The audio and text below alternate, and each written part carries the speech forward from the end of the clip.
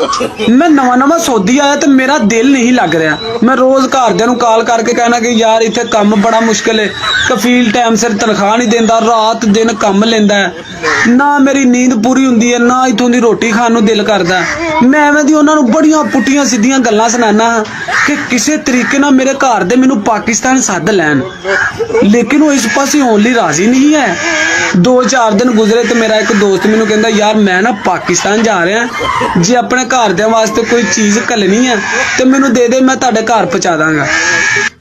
ਹੁਣ ਸੌਦੀਆਂ ਦੇ ਵਿੱਚ ਅਰਬੀ ਦੇ ਵਿੱਚ ਰੋਟੀ ਨੂੰ ਖੁਬਜ਼ ਕਹਿੰਦੇ ਨੇ, ਉਹ ਥੋੜੀ ਜੀ ਭਾਰੀ ਤੇ ਮੋਟੀ ਹੁੰਦੀ ਆ। ਪਾਕਿਸਤਾਨ ਦੇ ਵਿੱਚ ਤੇ ਪਤਲੀਆਂ ਪਤਲੀਆਂ ਰੋਟੀਆਂ ਹੁੰਦੀਆਂ ਨੇ, ਸੌਦੀਆਂ ਦੇ ਵਿੱਚ ਉਹ ਥੋੜੀ ਜੀ ਭਾਰੀ ਹੁੰਦੀ ਆ ਤੇ ਆਮ ਦੁਕਾਨਾਂ ਤੋਂ ਉਹਨਾਂ ਦੇ ਪੈਕਟ ਮਿਲ ਜਾਂਦੇ ਨੇ। ਮੈਂ ਦੁਕਾਨ ਤੋਂ ਪੈਕਟ ਲਿਆ ਤੇ ਮੈਂ ਆਪਣੇ ਦੋਸਤ ਨੂੰ ਦਿੱਤਾ ਕਿ ਯਾਰ ਸਾਡੇ ਘਰ ਦੇ ਦੀ। ਮੇਰੇ ਜ਼ਿਹਨ ਦੇ ਵਿੱਚ ਇਹ ਕਿ ਚੱਲ ਯਾਰ ਉਹ ਜਦੋਂ ਖਾਣਗੇ ਉਹਨਾਂ ਦੇ ਦਿਲ ਦੇ ਵਿੱਚ ਰਹਿਮ ਪੈਦਾ ਹੋਏਗਾ ਕਿ ਯਾਰ ਸਾਡਾ ਮੁੰਡਾ ਇੰਨੀ ਭਾਰੀ ਰੋਟੀ ਖਾਂਦਾ ਹੈ, ਫਿਰ ਮੈਨੂੰ ਪਾਕਿਸਤਾਨ ਸੱਦ ਲੈਣਗੇ। 2 दिन गुजरे तो मेरी अम्मी ने मैनू कॉल की, कहती पुत्र वो जिहड़ा तू सानू तबरक भेजिया ही ना, वो कुछ असी खा लिया, कुछ असी महल्लेदारां नू वंड दिता है।